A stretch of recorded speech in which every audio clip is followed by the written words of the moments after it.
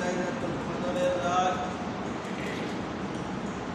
সেটা সামনে রেখে রব্বুল আলামিন আমাকে আপনাকে সুস্থ হালাতে মাহে রমজানের রোজাগুলো আদায়ের তৌফিক দান করেছেন। সকলে বলি আলহামদুলিল্লাহ।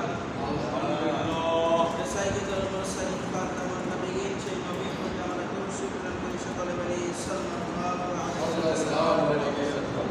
আমার সম্মানিত মার্জন সাহেব, আমার সম্মানিত দিনী ভাই, আমার সম্মানিত ভাইরা, আসসালামু আলাইকুম ওয়া রাহমাতুল্লাহ। ওয়া আলাইকুম আসসালাম।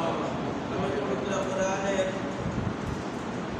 সূরা বাকারা থেকে একটা আয়াত তেলাওয়াত করেছি। আয়াতের মাঝের অংশটুকু পড়ে পবিত্র কোরআনে আমি আরেকটা সূরা তেলাওয়াত করেছি, সূরাতুল কদর। আল্লাহ রাব্বুল আলামিন যদি আমাকে তৌফিক দেন, যাতে সংক্ষেপে মূল কথাগুলো আপনাদের সামনে তুলে ধরার চেষ্টা করব। কারণ বিস্তারিত তাফসীর করতে গেলে যে সময় আমার হাতে আছে এ সময় তো হবে না,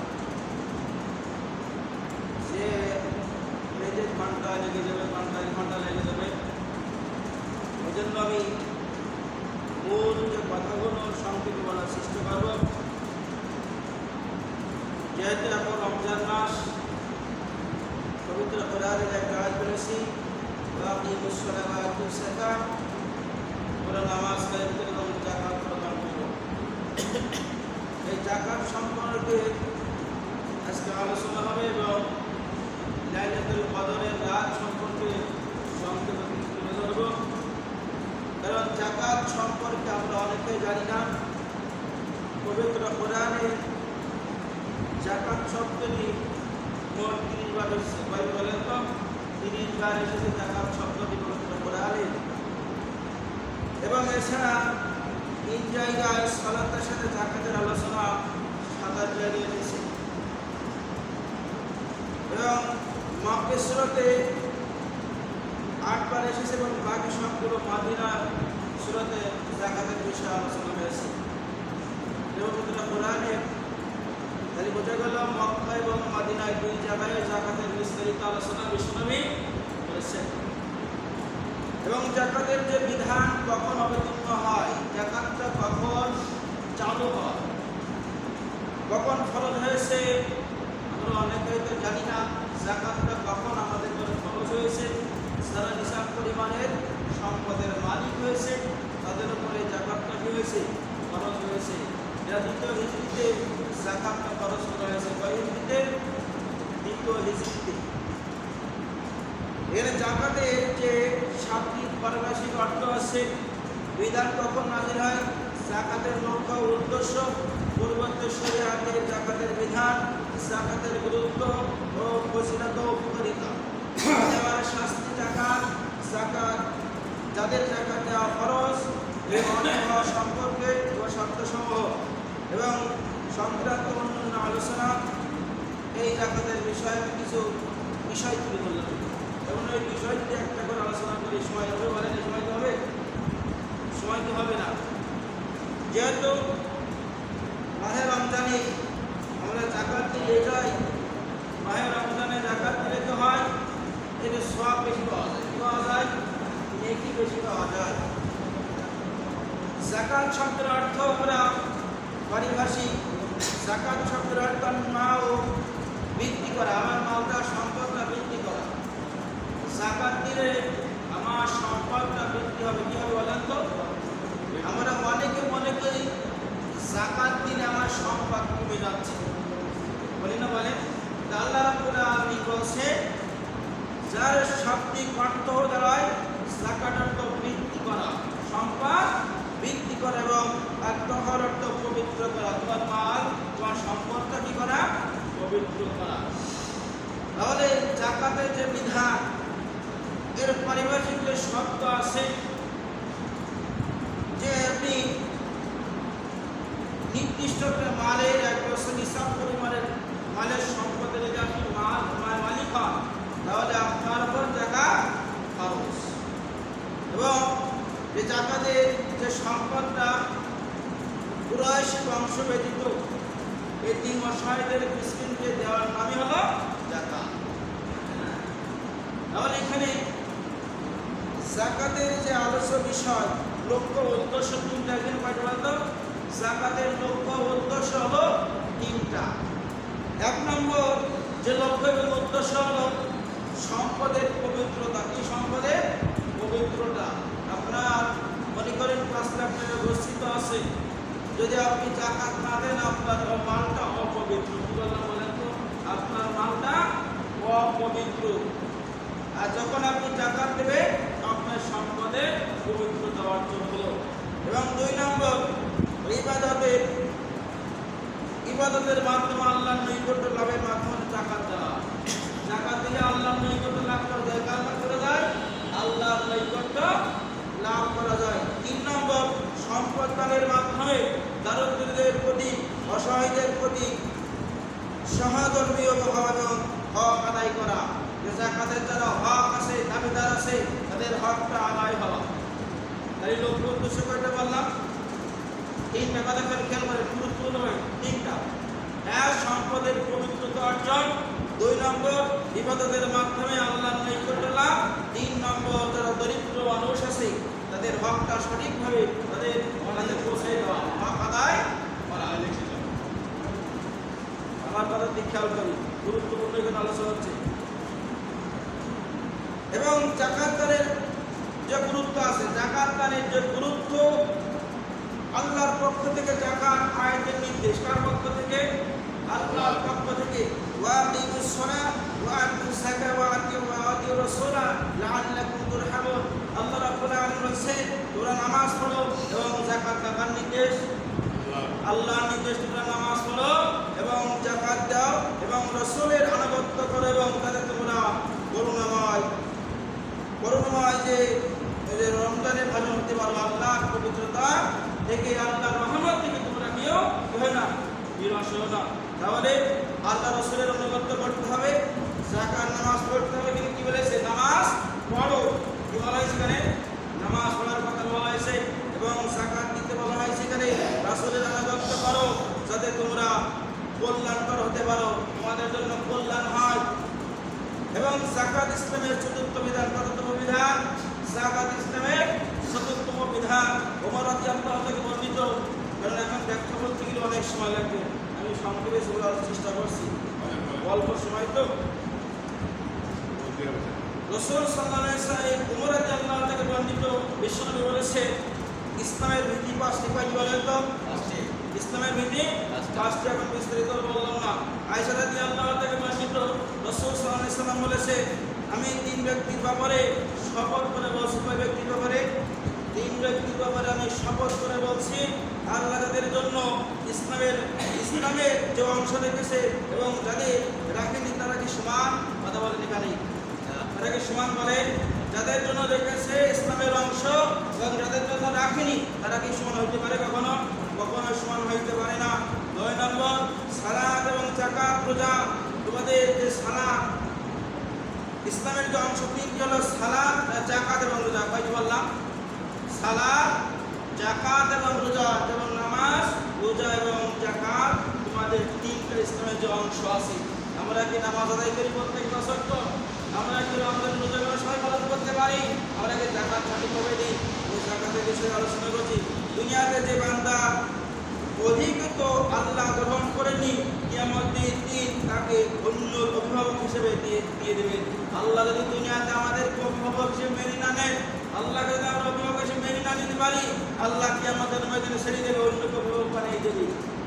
আল্লাহ যদি আমাদের অভিভাবক যদি না হয়, তাহলে কিয়ামতের ময়দানে আমাদের কঠিন অবস্থা হবে।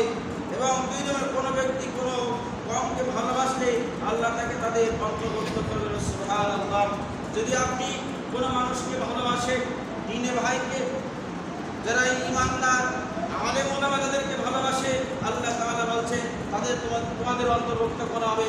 আমি যদি দুনিয়াতে বিড়িখেরের সাথে ভালোবাসা করি, আমি যদি মাতবরের সাথে ভালোবাসা করি, আমি যদি সুদখোরের সাথে ভালোবাসা করি, আমি যদি বেনামাজির সাথে ভালোবাসা করি, তাহলে আল্লাহ তাআলা তাদের মতো তাদের অন্তর্ভুক্ত আমাকে করবে।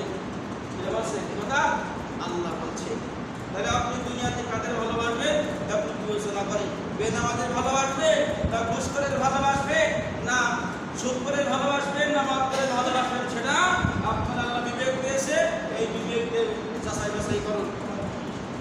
এবং আল্লাহ রাব্বুল আলামিন বলেছে, আমি যদি সুপার করে বলি তাহলে অন্য যে হবে না, তা হলো আল্লাহ দুনিয়াতে যে অপরাধ গোপন রাখে এবং কিয়ামতের দিন তার অপরাধগুলো আমি আল্লাহ রাব্বুল আলামিন ঢেকে রাখবো। সুবহানাল্লাহ। তাহলে দুনিয়াতে যদি আপনি মানুষের অপরাধগুলো গোপন করে, অন্যায়গুলো গোপন করে, কিয়ামতের ময়দানে আল্লাহ রাব্বুল আলামিন আমার আপনার গোপন যে অন্যায় করে সেইগুলো আল্লাহ তাআলাকে রাখবে, গোপন করবেন, প্রকাশ করে দেবেন না। এবং যাকাত প্রদানের অবিচল থাকা, বলেন তো যাকাত প্রদানে কি থাকতে হবে? অবিচল থাকতে হবে, অটল থাকতে হবে। যাকাত আদায় মানে দায়িত্ব পালন করা। যারা যাকাতের ফরজ হয়ে গেছে তাদের দায়িত্ব পালন করতে সঠিকভাবে। এবং যে ব্যক্তি হারাম সম্পদ জমা করে রাখে, সদকা করতে পারে, তারা কোনো সওয়াব পাবে না। তারা কি বলেন তো, যারা হারাম সম্পদ জমা করে রেখেছে, কোটি কোটি লক্ষ লক্ষ টাকা যারা হারাম সম্পদ জমা করে রেখেছে, তাদের 1 টাকাও আল্লাহ তাআলা গ্রহণ করবেন না। তারা একটু সওয়াব পাবেন না। কার কথা? আল্লাহর কথা। এবং তার জন্য তারা গুনাহগার হবে। কি হবে? আমি হারাম টাকায় মানুষের সাথে মিথ্যা কথা বলে, রোজ চুরি করে যে হারাম টাকা উপার্জন করেছি, ওই টাকা যত টাকায় দান করেন না কেন আল্লাহর কাছে কোনো গ্রহণযোগ্য হবে না, বরং আপনার গুনাহ হবে। যাকাত প্রদানকারী ঈমানের স্বাদ পাবে। সুবহানাল্লাহ। কিভাবে? যাকাত প্রদানকারী ইমামের স্বাদ পাবে। রাসূল সাল্লাল্লাহু আলাইহি ওয়াসাল্লাম বলেছে, 3 ধরনের লোক যারা এইরূপ করবে তারা পরিপূর্ণ ঈমানের স্বাদ প্রাপ্ত হবে। সুবহানাল্লাহ। বলেন তো, 3 ধরনের লোক যারা এইরূপ করবে তারা ঈমানের স্বাদ তারা গ্রহণ করবে। 1 নম্বর, যে ব্যক্তি কেবলমাত্র আল্লাহর ইবাদত এবং লিপ্ত থাকে এবং স্বীকার করে যে আল্লাহ ছাড়া কোনো ইলাহ নেই। সুবহানাল্লাহ। যদি কোনো ব্যক্তি এক আল্লাহর ইবাদত করে, আল্লাহর গোলামি করে, আল্লাহর দাসত্ব করে এবং আল্লাহ ছাড়া কোনো ইলাহ নেই, মাবুদ নেই, তিনি ছাড়া আমাদের কেউ নেই, এটা যদি স্বীকার করে নেয়, প্রথম নম্বর শর্ত সেই ঈমানের স্বাদ পাবে। 2 নম্বর, যে ব্যক্তি প্রতি বছর তার মালের যাকাত হিসাব উত্তম মাল প্রদান করে। সুবহানাল্লাহ। যারা প্রতি বছর মালের হিসাব পরিমাণে যে সম্পদ হয় ওটা হিসাব করে যাকাত দেয়। এবং 3 নম্বর, যে ব্যক্তি বৃদ্ধ বয়সে রোগগ্রস্ত, ত্রুটিপূর্ণ, নিকৃষ্ট মাল প্রদান করে না এবং এর মাধ্যমে ধরনের মাল প্রদান করে। আল্লাহ তোমাদের নিকট তোমাদের উত্তম মাল চাই এবং নিকৃষ্ট মাল, উত্তম মাল তোমাদেরকে চাই। তোমাদের কাছে আল্লাহ হারাম টাকা চাই না, সব টাকা আল্লাহ চাই না, ওর থেকে কিছু অল্প কিছু টাকা ওর সম্পদ তোমাদের কাছ থেকে আল্লাহ চায়। এই যে যারা দেবে, এই 3টা কাজ যারা করবে তারা ঈমানের স্বাদ পাবে। যাকাত ধনীদের থেকে নিয়ে গরিবদের মাঝে বন্টন করা। কাদের মাঝে বলেন তো? যাকাত ধনীদের মাঝ থেকে নিয়ে, যাকাতের গুরুত্ব বলতে হলো, গরিবদের ধনীদের থেকে নিয়ে গরিবদের মাঝে বন্টন করতে হবে। এবং যাকাত সাদাকা আল্লাহ ডান হাতে গ্রহণ করে। এটা কোন হাতে বলেন তো? আল্লাহ যাকাতের টাকা, দানের টাকা আল্লাহ তাআলা ডান হাতে গ্রহণ করে। সবকিছু বললেন এবং সবকিছু দলিল আছে, অল্প সময়ের কারণে আমি বলতে পারছি না। এখন ওই বিষয়গুলি আমি সব কিছুই বলতে পারবো, অনেক পয়েন্ট অনেক। এবার যাকাত প্রদানের ফজিলত উপকারিতা আছে দুনিয়ায়। এখন তো সময় সংকেত, আমি মূল পয়েন্টে যাই। যাকাত না আদায় করলে দুনিয়াতে শাস্তি দেবে আল্লাহ তাআলা, পরকালে শাস্তি দেবে, অনেক কঠিন শাস্তি দেবে। যারা যাকাত আদায় করবে না তাদের কঠিন শাস্তি তাদেরকে দেওয়া হবে। যাকাত আদায় না করলে আখিরাতে তাদেরকে শাস্তি দেবে কঠিন। এবং যাকাত যাদের উপর খরচ, আমি তো বিষয় বলবো না, একটু শেষের দিকে আসবো, অল্প সময় তো। যাকাত যাদের উপর যাকাত ওয়াজিব হয়ে গেছে, 1 নম্বর, যারা মুসলমান হওয়া, সুতরাং কাফের উপরে যাকাত ফরজ নয়। যারা মুসলমান তাদের উপর যাকাত ফরজ, কাফের উপর যাকাত ফরজ নয়। এবং সুস্থ মস্তিষ্ক হওয়া, যাদের মস্তিষ্ক সুস্থ আছে, পাগলদের জন্য কোনো যাকাত ফরজ নয়। অসুস্থ পাগলের উপর যাকাত কি নেই? ওয়াজিব নয়, ফরজ নয়। যারা আজাদ হয়ে গেছে, গোলামের যাকাত নয়। যারা আজাদ, যারা গোলাম, কি তখন তো গোলাম আছে বলে? এখন তো কোনো গোলাম নেই, এখন তো দাসও নেই। যারা আজাদ হয়ে যাবে তখনই তাদের উপর যাকাত ফরজ হবে। এবং বালক, প্রাপ্তবয়স্ক হওয়া নাবালকের উপর যাকাত ওয়াজিব নয়। এবং সে নিসাব পরিমাণ মালের মালিক হলে তার অভিভাবক আদায় করলে আদায় হয়ে যাবে। যদি নাবালক, যদি কোনো ব্যক্তি অল্প বয়স যাকাতের মালের অধিকার হয়ে গেছে, নিসাব পরিমাণ মালের অধিকার হয়ে গেছে, যদি তার পিতা যদি আদায় করে তাহলে আদায় হয়ে যাবে। এবং যাকাত খরচ হওয়ার জন্য শর্ত তিনটি পাটি বলেন তো, যদি খেয়াল করে যাকাত খরচ হওয়ার শর্ত হলো তিনটি। নিসাব পরিমাণ সম্পদের মালিক হওয়া, কি পরিমাণ? নিসাব পরিমাণ। খেয়াল করে সকলে, এটা সকলে দরকার বলো। যেমন একাছে আমার টাকা বাড়ি ব্যাংকে ফেলান রয়েছে, হুজুর যতই বলুক না কেন আমি ওর কথা শুনবো না, এটা মনে আছে? এর যে শাস্তি আল্লাহ দেখেছে, কঠিনতম কঠিন শাস্তি তাদের জন্য আল্লাহ তাআলা রেখে দিয়েছে যদি যাকাত না দেয়। খালি প্রথম নম্বর ফরজ হওয়ার শর্ত কি বললাম? নিসাব পরিমাণ মানে সম্পদের মালিক হওয়া। নিসাব পরিমাণ এখন বলবো বিস্তারিত। এবং নিসাব পরিমাণ সম্পদের 1 বছর অতিবাহিত হওয়া। কয় বছর? নিসাব পরিমাণ মালের সম্পদ 1 বছর অতিবাহিত হওয়া। এবং যাকাতের যোগ্য সম্পদ বন্টনশীল হওয়া। খালি যাকাতের সম্পদ আছে, যোগ্য সম্পদ ওটা বন্টনশীল হওয়া। এবং নিসাব পরিমাণ শুনে যে নিসাব পরিমাণ সম্পদের মালিক হলে তার যাকাত দিতে হবে। খেয়াল করে সকলে জানি নিসাব পরিমাণ রাসূল সাল্লাল্লাহু আলাইহি ওয়াসাল্লাম বলছে 20 মিসকাল, কয় মিসকাল?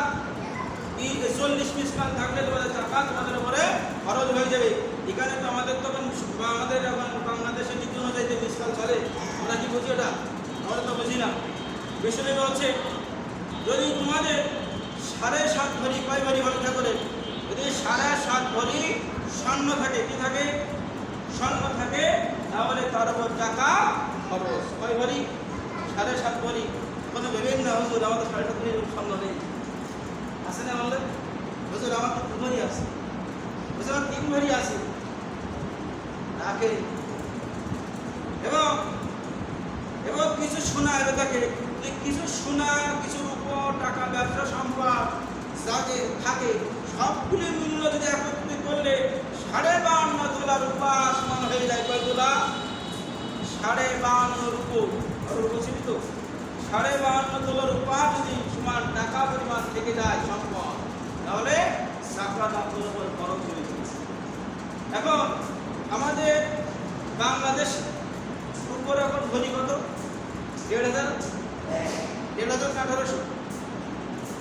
2000 যদি ধরা হয় 1 লাখ। কিন্তু এখানে তো বড়ি না, বড়ি তো ছড়াই যেতে হবে, হয়তো 1,500 টাকা খুব সম্ভব হবে।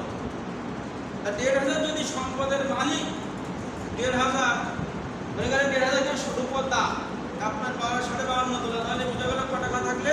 এখন আপনার 90 থেকে 96,000 যদি টাকা থাকে, হয়তো 90 থেকে 96,000 যদি টাকা থাকে, তাহলে আপনার উপর যাকাত খরচ 1,000 টাকা দিতে হবে। এবং যাকাত যে আপনার 40 ভাগের 1 ভাগ হবে, 40 ভাগের 1 ভাগ যাকাত দিতে হবে। এখন 40 ভাগের 1 ভাগ যদি 1 টাকা হয়ে যায়, টাকা, তাহলে 100 টাকায় 2.5 টাকা। কত টাকা? 100 টাকায় 2.5 টাকা। 1 লক্ষ টাকা থাকলে 2500 টাকা দিতে হবে যাকাত। কত টাকা? এই 2500 টাকার জন্য আমার মালটা হারাম হয়ে যায়। কি হয়ে যায়? আমার মালটা আমার জন্য হারাম হয়ে যায়, অপবিত্র হয়ে যায়। যাদের যাদের নগদ অর্থ আছে, ক্যাশ আছে, নগদ আছে, বিকাশ আছে, ভালো করে বলছে, অনেকে বলে বিকাশে টাকা রয়েছে, কোথায় তো দোয়া লাগছে, ভালো বলছে না? নগদ আছে, ব্যাংকের দোয়া লাগবে না। যদি ক্যাশ কিংবা চেক, হজ করার জন্য, বিবাহের উদ্দেশ্য কোনো ব্যক্তি টাকা জমা করে রাখে, ভালো করে বলছে, হজ করার জন্য, মেয়ে বিবাহের জন্য, এবং ক্যাশ, নগদ এবং বিকাশে টাকা থাকে, জমানোর উদ্দেশ্য থাকে, তাহলে 1 বছর অতিবাহিত হলে ওই সম্পদের যাকাত দিতে হবে। যদি জমা করে রাখবেন টাকাগুলো, যাকাত দেবেন না।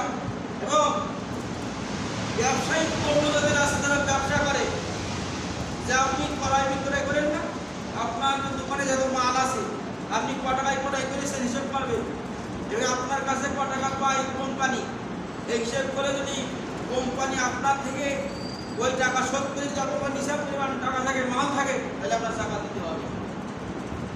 আমরা ব্যবসা করি, সার্ভিস দেবো। এবং যাদের টাকা মসজিদ, তাদের আমরা মনে করি মাঠ আছে, জমির কোনো যাকাত আছে, জমির কোনো কি নেই, যাকাত নেই। যে সম্পদ হয় সম্পদের যাকাত দিতে হবে, কি দিতে হবে? এবং মৌলিক প্রয়োজনে অতিরিক্ত হওয়া, যে আপনার 1 বছর আয় ব্যয় করে যে টাকা কোনো দেরি থাকে হিসেব করতে হবে, ক টাকা আমার দেরি আছে হিসেব করে আপনার জাকাত দিতে হবে। যদি জাকাত দেবেন না, ওই ঠুমকো কিছু টাকা দিয়ে দিলা হয়ে গেল না, ওই হবে না। সম্পূর্ণ মানে হিসেব করতে হবে আপনার ক টাকা আছে, হিসেব করে যে টাকা বেরোয় ওই টাকা জাকাত দিতে হবে। এবং জাকাত মৌলিক তারতম্য যে সম্পদ 4টি আছে, এখানে জমি থেকে উৎপাদিত ফসল ও জাকাত দিতে হবে, এবং ব্যবসায়িক সম্পদ স্বর্ণ, রূপা, মুদ্রা, টাকা, ডলার, ইউরো এবং চতুর্থ জন্তু আছে। এখানে জন্তু বলতে যদি 40টা গরু থাকে, কয়টা 40টা ছাগল থাকে, কয়টা হলো 40টা ছাগল থাকলে একটা ছাগল জাকাত দিতে হবে, এবং 20টা গরু থাকলে একটা গরু বাচ্চা মাদি বাচ্চা জাকাত দিতে হবে। এখানে আসি যারা ব্যবসায়ীর ক্ষেত্রে মনে করেন আজকে আপনি গরু কিনে নিয়ে আসছেন ব্যবসায়ের জন্য, আমার কথা খেয়াল করেন, মনে করেন আপনি আজকে 7 মাইল হাটে গিয়ে 90,000 কি 1 লাখ টাকা দিয়ে আপনি একটা গরু কিনেছেন, আপনার ব্যবসার উদ্দেশ্য এই টাকা আছে, এবং 7 দিন পরে বাজার মূল্য কত যাবে হিসেব করতে হবে, করে ওই সম্পদের টাকা দিতে হবে। আপনি গরু কিনতে হবে, পুরো টাকা জাকাত দেওয়া লাগবে না, 20 টাকা হলে একটা জাকাত দেবে এরকম মনে হয়, হিসেব করতে হবে বাজার কত যাচ্ছে ওই হিসেব করে জাকাত দিতে হবে। তাহলে এবং জাকাত কাদেরকে দেওয়া যাবে না? মা বাবা, দাদা দাদি, নানা নানি এবং উভয়ের স্তর পর্যন্ত ওদেরকে জাকাত দেওয়া যাবে না। বিস্তারিত বলবো দেখো, ছেলে মেয়ে, নাতি নাতনি, তার নিচের স্তরের স্বামী, আত্মীয় স্বজনদের জাকাত দেওয়া যাবে না। স্বামী স্ত্রী এক অপরকে জাকাত দেওয়া যাবে না। অনেকে বলে আমার স্ত্রী পরিবার তো গরিব, স্ত্রী মেলে আমার জাকাত টাকা আমাদের মধ্যেই থাক, লোকের দিয়ে কি হবে? ধনী ব্যক্তি এবং নিসাব পরিমাণ মালে যারা মালিক, ধনী ব্যক্তি যারা আছে, ধনী ব্যক্তি যারা আছে, যারা নিসাব পরিমাণ মালের মালিক আছে, তাদের জাকাত দেওয়া যাবে না। এবং নাস্তিক, অমুসলিম, শিয়া, কাদেরীদেরকে জাকাত দেওয়া যাবে না। মসজিদ, মাদ্রাসা ও হাসপাতালে, স্কুল, ব্রিজ, রাস্তা নির্মাণের জন্য জাকাত দেওয়া যাবে না, টাকা দেওয়া যাবে না। হুজুর মসজিদে জাকাতের টাকা 5 লাখ দিলাম, হবে না। জাকাত পাবে শুধু তারা যারা এতিম, গরিব, মিসকিনেরা, এদের হক, এটা এদের দিতে হবে। এবং জাকাত যাদেরকে জাকাত দেওয়া যাবে, সূরা তওবা, এখানে সূরা তওবা এখানে আসছে, সূরা তওবার মধ্যে আসছে এখানে ইন্নামা সাদাকাতুল ফুকারাই ওয়াল মাসাকিনি, এবং মেলার সময় দরকার। যারা ফকির মিসকিন এদেরকে জাকাত দিতে হবে, তাদেরকে দেওয়া যাবে। যারা ফকির মিসকিন, এখানে ফকির বলতে বলা হয় নিসাব পরিমাণ সম্পদে যারা মালিক নয়। তাহলে বলছেন অনেকে ফকির ভিক্ষুকদের প্রতি নাকি, আর অনেকে ভিক্ষুকদের হচ্ছে ফকির। যারা নিসাব পরিমাণ মালের মালিক নয় তারা হচ্ছে ফকির। এবং মিসকিন হচ্ছে যাদেরকে বলা হয় যারা মানুষের কাছে হাত পাতে, মানুষের চায়, এদেরকে বলা হয় মিসকিন। তাহলে ফকির মিসকিন এক হবে, তাহলে এদেরকে জাকাত দিতে হবে। 2 নম্বর, যে জাকাত উসুলকারী এবং আদায়কারী, যারা জাকাত আদায় করবে রাষ্ট্রীয়ভাবে, তাদের এই জাকাতের টাকা দিয়ে জাকাত দেওয়া যাবে, এই বেতন দেওয়া যাবে।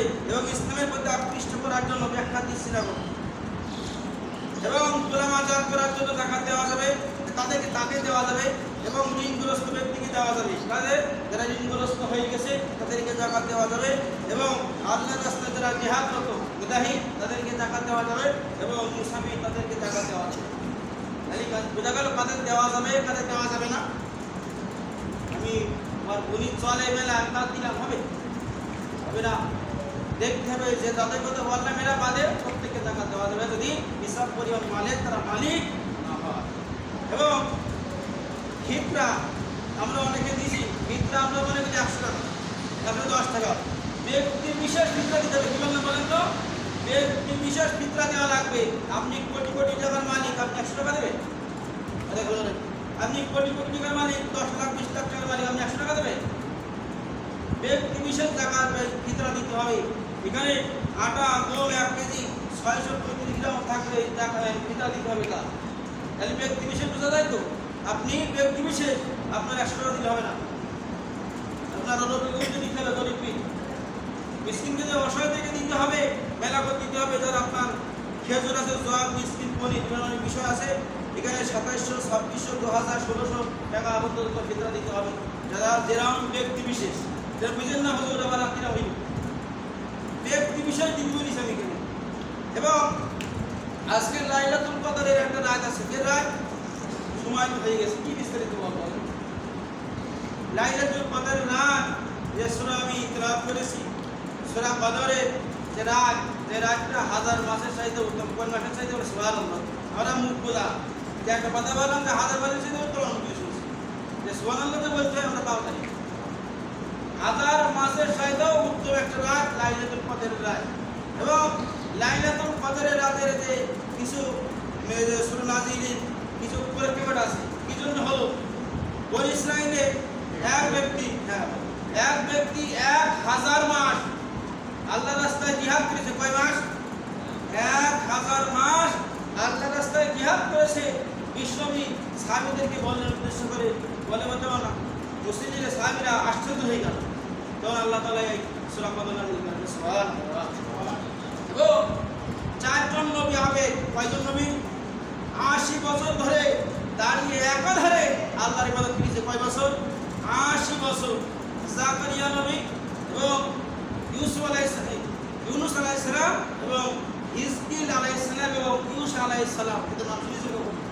এই 4 নবী 80 বছর ধরে দাঁড়িয়ে ইবাদত করেছে আল্লাহ। তখন আল্লাহ তাআলা এই আয়াত নাযিল, সূরা কদর নাযিল করে দিলেন। কোন সূরা? সূরা কদর নাযিল করলেন। এটা বড় ব্যাখ্যা। তাহলে যে মাসটা আমরা, যে রাতটা আমরা সামনে পাবো, হাজার মাসের চাইতেও কি হবে? উত্তম। যারা ইত্তেকাফ থাকবে তারা সবে কদর ইনশাআল্লাহ 100% পাবে। সুবহানাল্লাহ।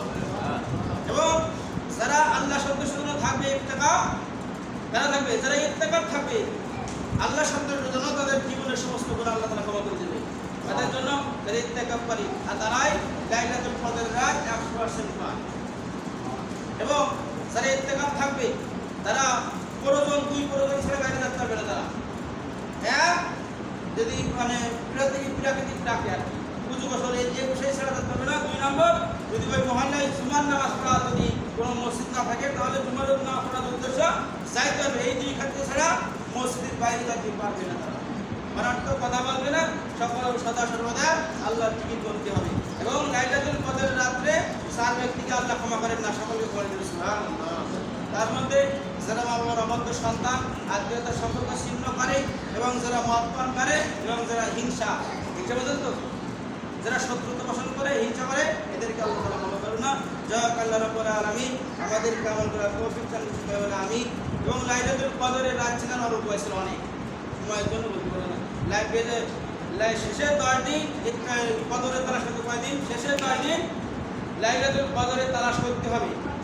বেজোড় রাতগুলো, জোর না, বেজোড় 21, 23, 25, 27, 29। অনেকে 27 ধরে রাখে, 27 কথা উল্লেখ। এই শ্রেণীর তো নির্ধারিত কোনো রাত আসেনি কাজে। অনেকে আছে 23, অনেকে 29, অনেকে 21, অনেক 27 নির্ধারণ করে দেয়নি। রাসূল সাল্লাল্লাহু আলাইহি ওয়াসাল্লাম ভুলে গিয়েছিল কোন রাত। আল্লাহ রাব্বুল আলামিন আমাদের এই বিষয়ের উপর আমল করার তৌফিক দান করুন। আমিন।